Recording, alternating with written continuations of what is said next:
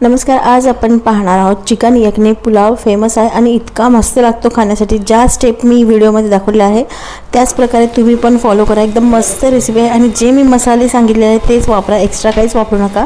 One pot recipe आहे चिकनची आणि वाटणार पण नाही, सेम टू सेम बिर्याणीसारखी लागते. तर त्यासाठी खडे मसाले बघून घेऊया. लाल मिरची घेतलेली आहे, विलायची, मिरे, लवंग, स्टारफूल आणि तेजपान एवढंच घेतलेलं आहे. याला जाडसर मिक्सरला फिरवून घेतलेलं आहे, जास्त बारीक करायचं नाही. आता कुकरमध्ये पहिले तूप टाकायचं आहे. आता दरवेळेला बिर्याणी मी तेलामध्ये आपण करत असतो, थोडं तूप टाकत असतो त्यामध्ये, पण ही पूर्ण रेसिपी तुम्हाला तुपातच करायची आहे, तेव्हाच टेस्ट एकदम मस्त लागते. तर त्यासाठी आता इथे तुपामध्ये पहिले कांदा इथे परतून घ्यायचा आहे आणि याला बिर्याणी एवढी तयारी पण करावी लागत नाही आणि कांदा वगैरे एवढं परताव पण नाही लागत. तर आता एक 5 मिनिट मी इथे कांदा परतून घेतलेला आहे. त्यामध्ये आता हिरवी मिरची इथे टाकायची आहे, अख्ख्या टाकायची आहे किंवा एक स्लिट करून तुम्ही टाकू शकता याच्यामध्ये. आणि अद्रक लसूणची ताजी बनवलेली पेस्ट वापरा, रेडीमेड वापरू नका बिलकुल. आणि त्याच्यात प्रिझर्वेटिव्स असल्यामुळे त्याने ॲसिडिटी पण वाढते रेडीमेडची. तर आता ताजी अद्रक लसूणची पेस्ट टाकून याला एखादा मिनिटभर याला फ्राय करून घ्यायचं आहे व्यवस्थित.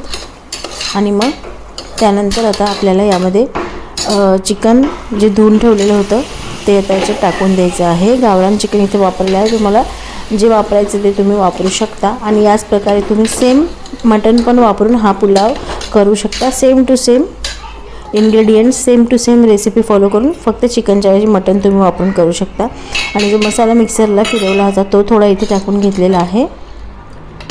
आणि आता याला सगळं मिक्स झालं की याला पाणी पण जास्त लागत नाही. जसं चिकन शिजवण्याला पाणी लागतं तसं याला जास्त पाणी लागत नाही. आणि वन पॉट रेसिपी आहे, एकाच कुकरमध्ये होते. तर थोडं मीठ आता इथे टाकून घ्यायचं आहे. आणि हळद याच्यात टाकलेली नाही आहे मुद्दामूनच, कारण ह्या पुलावला हळद टाकली तसं कलर सगळाच बदलून जातो आणि टेस्ट पण मग थोडीशी फरकच पडतो, त्यामुळे हळद वापरू नका.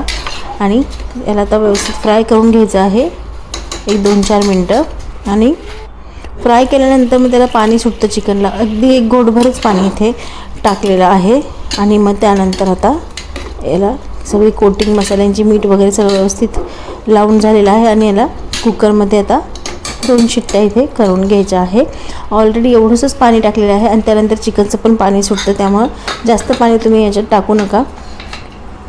आणि आता कुकरच्या 2 शिट्ट्या मी इथे लावून देते आहे. तर 2 शिट्ट्या झाल्यानंतर गॅस बंद करून दिल्यानंतर हवा निघून गेल्यानंतर कुकर इथे उघडून घेतलेला आहे आणि त्याला पाणी सुटलेलं आहे, तुम्हाला दिसत असेल व्हिडिओमध्ये. आणि त्याचं तेल पण वरती सुटलेलं आहे. आणि त्यानंतर आता आपल्याला पुढची प्रोसेस करून घ्यायची आहे. आणि आता मी इथे फराह खान स्पेशल होता म्हणून मी तिची रेसिपी ही ट्राय केलेली आहे. तर तिला बटाटे आवडतात म्हणून मी पण एकदा, आम्ही कधीच टाकलेले नाही आहे, मी पण बटाटे टाकून पाहिले. आणि तांदूळ धुवून घेतलेला आहे तो आता याच्यात टाकून द्यायचा आहे. आणि हलक्या हाताने आता याला मिक्स करून घ्यायचं आहे. शक्यतो चिकनमध्ये मी कधीच बटाटे टाकलेले नव्हते, पण तिची रेसिपी बघूनच मी एक ट्राय करून पाहिलं बटाटे टाकून. पण मी शेवटी सांगणार आहे तुम्हाला ते कसं लागलं. त्यानंतर दही जे आहे ते थोडंसं फेटून घेतलेलं आहे, 1 वाटी भरून दही. आणि या दह्यावरच हे सगळा भात शिजतो, याला जास्त पाण्याची गरज पडत नाही. लागलंच तर एखादं घोटभर पाणी तुम्ही टाकू शकता, नाही तर मग जास्त फडफडीत पुलाव होतो तो चांगला लागत नाही, जास्त एकदम असं ड्राय होऊन जातो. ते मग खाताना पण गिळायला त्रास होतो, गिळताना टोचल्यासारखं होतं. त्यामुळं एकदम थोडंसं असं लुसलुशीत बिर्याणी किंवा पुलाव झाला पाहिजे. त्यामुळं पाण्याचा अंदाज तुम्ही घेऊनच एखादं घोटभर पाणी तुम्ही परत त्याच्यात ॲड करू शकता. 1/3 कप किंवा 1/4 कप पाणी तुम्ही टाकून याला शिजवू शकता, पण गरज पडत नाही. दही जास्त टाकलं किंवा ताक करून टाकलं दह्याचं घट्ट, तर त्याच्यावरच तर पुलाव होऊन जातो, त्याचीच टेस्ट त्याच्यात उतरते बरोबर. तर आता सगळं झालेलं आहे फायनली. थोडासा मसाला असेल तुमच्याकडं पहिला जो आपण फिरवला होता मिक्सरवरून, तो वरतून परत तुम्ही याच्यात टाकू शकता. आणि कुकरला आता 2च शिट्ट्या परत इथे काढून घेतलेल्या आहे. आणि वाव, एकदम मस्त असा हा बघू शकता, एकदम व्यवस्थित भात पण मोकळा झालेला आहे. पाणी मी टाकलं नव्हतं कारण दहीच सगळं टाकलेलं होतं. बटाटे पण असे जास्त चिकट होऊन झालेले नाही, व्यवस्थित एकदम शिजलेलं आहे. चिकनसुद्धा व्यवस्थित शिजलेलं आहे. एकदम मस्त असा हा पुलाव इथे बनवून तयार झालेला आहे. तर वास एकदम घरामध्ये फ्लेवर एकदम खमंग येतो आहे. आणि त्याच्यानंतर आता भूक पण लागलेली आहे, मुलांना शाळेतून आलेले होते मुलं आणि रेसिपी करूच तर मला थोडा लेट झालेला आहे, त्यामुळे पटकन मी त्यांना खायला देते. आणि इतका मस्त हा पुलाव झाला होता. पुदिना वगैरे काहीच न लागता पण याची टेस्ट खरंच खूप छान लागते. 1 पॉट रेसिपी आहे, कोणीही करू शकतं, बॅचलर करू शकता, एखाद्या शाळेतला 8वी 5वी 6वीतला मुलगासुद्धा करू शकतो, माझा मुलगा करतो.